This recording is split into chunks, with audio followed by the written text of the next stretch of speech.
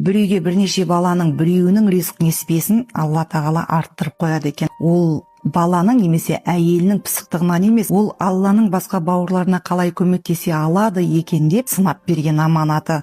Алла бауырларының ішіндегі біреуін еті тірі етіп, берген дүниесін қалған бауырларына үйлестіруші етіп жаратқан. Сол дүниені мен ғана тауып жатырмын, сендер де мен ұқсап жұмыс істеңдер деген күні, немесе әйелінің неге олар бізге сүйкене береді, олар тек тіленуді ғана біледі деп айтқан сөзіне ерген күні, сол күні олардың алдындағы жақсылықтар жабылады екен.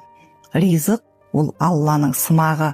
Біреуге аз, біреуге көп берілуі ол әділетсіздіктен емес, сол әділдікті көру үшін берілетін дүние. Дінде біреудің мал мүлкін жеу өте ауыр зұлымдық, ал өз бауырынкі одан да екі есе үлкен күнә делінген.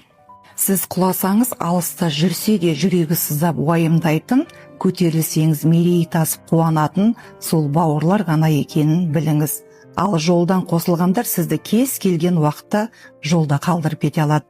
Бауырлармен бөлісу ол кеміп қалу емес, керісінше көбеюіңіздің жолы. Егер байлықта да, бақытта да өсіп өнгім келеді, көбейгім келеді десеңіздер, онда бауырларыңыздың жағдайын түзетіңіздер. Сіз сол бауырларды сөз етіп, тұмсығыңызды көтеріп жүрген кезде бір күні шалқаңыздан түспеңіз. Себебі адамның басы Алланың добы деген.